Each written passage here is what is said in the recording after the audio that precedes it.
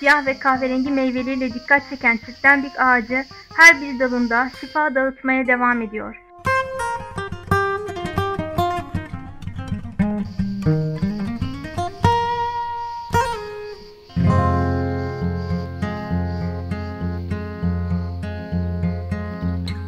Çitlenbik, menengiç ağacında yetişen minik yapılı bir meyvedir.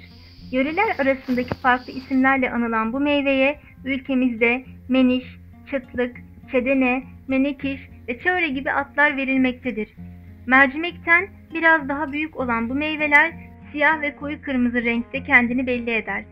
Çitlenbik ağacının hem tohumu hem de yaprakları sağlık için büyük faydalar barındırmaktadır.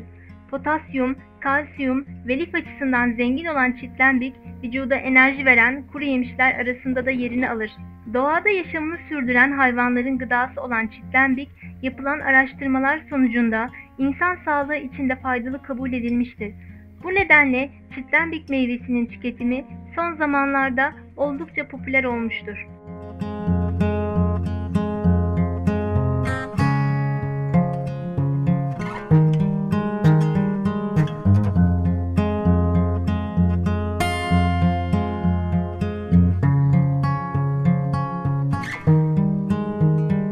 Kas ve eklem ağrısı yaşıyorsanız çitlenbik bitkisi sayesinde ağrılardan kurtulabilirsiniz.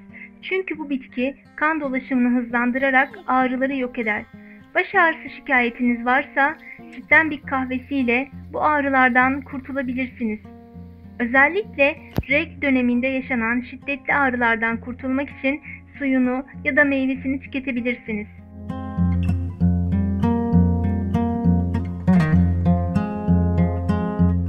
Çitlenbik bitkisi de, yağı da, kahvesi de ayrı ayrı bağırsak ve böbrek çalıştırmaktadır. İdrar yolu enfeksiyonunu da iyileştirmektedir. Metabolizmanızı hızlandırmak isterseniz yahut vücudunuzdaki enfeksiyonu gidermek isterseniz çitlenbik bitkisinden faydalanabilirsiniz. Bu bitki sayesinde vücudunuzdaki zararlı maddeleri kolayca atabilirsiniz. Vücudu zararlı maddelerden arındıran çitlenbik, hücre yenilenmesini de sağlayacaktır.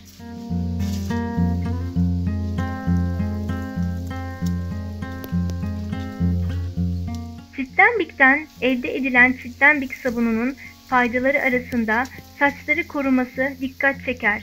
Saç renginin uzun süre canlı kalmasını ve saçları dipten uca kadar beslemesi bu bitkinin popüler özelliklerinden biridir.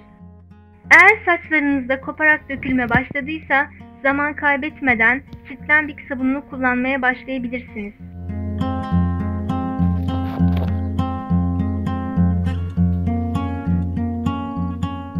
Sebze ve meyve tüketiminden dolayı zaman zaman böbreklerde kum birikmesi yaşanır.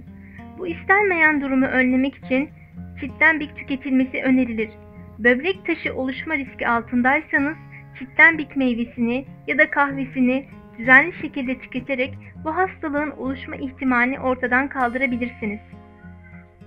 Çitlenbik meyvesi kaynatılıp bu suyunu balla tükettiğinizde nefesinizi açacak doğal bir ilaç almış olacaksınız.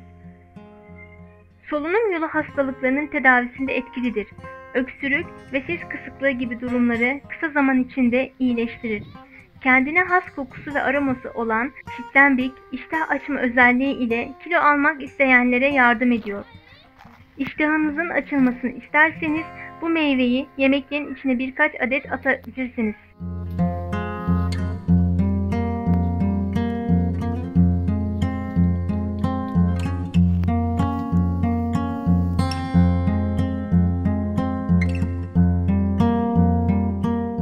Hastalıklardan uzak kalmanız için vitamin değeri yüksek besinleri tüketmeniz önerilir. A ve C vitamini içeren çitlenbik hem kahvesiyle hem de yağıyla vücut direncinizi koruyacaktır. Demir eksikliği tedavisinde de akıllara çitlenbik meyvesi gelir. Demir eksikliğine bağlı yorgunluğu da ortadan kaldırır.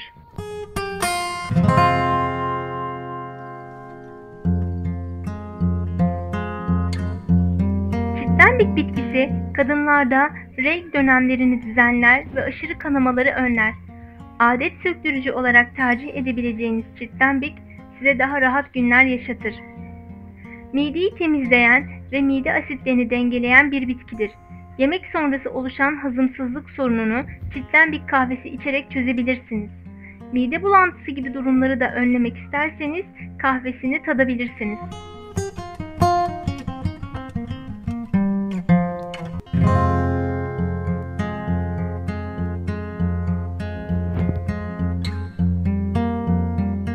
Yaz kış demeden yoğun bir şekilde terlemekten şikayetçiyseniz düzenli olarak çitlenbik meyvesinden hazırlanan çitlenbik kahvesini içebilirsiniz. Bu kahvenin ter bezlerini dengeleme ve aşırı terlemeyi durdurma özelliği vardır.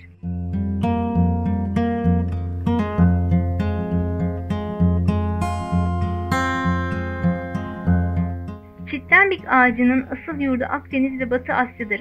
Fakat kireçli ve kirli toprakları bulduğu her ortamda büyümeye başlayabilir. Ülkemizde kıyı şeritlerinde ve güney illerde de bolca bu ağaç görülmektedir.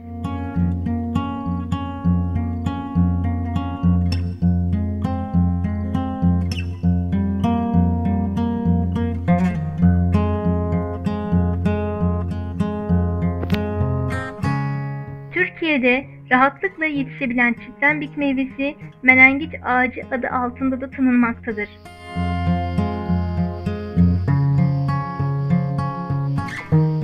Gün içinde 20 adeti geçmeyecek şekilde tüketebilirsiniz. Tıpkı leblebi yer gibi bu meyveyi de yiyebilirsiniz. Tüketirken sindirimi kolaylaştırmak adına peşinden su içebilirsiniz.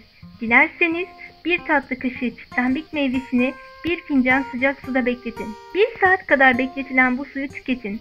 Ayrıca tıpkı karabiber taneleri gibi bu meyveyi de yemeklerinize birkaç adet atabilirsiniz. Yemeklere ekleyeceği vitamin ve mineraller ile sağlığınıza sağlık katacak. Migren ağrısını hafifletir, parmak uçlarınıza çitlenbik yağını damlatın ve alın çevrenize masaj yapın. Birkaç dakika içinde rahatladığınızı hissedeceksiniz.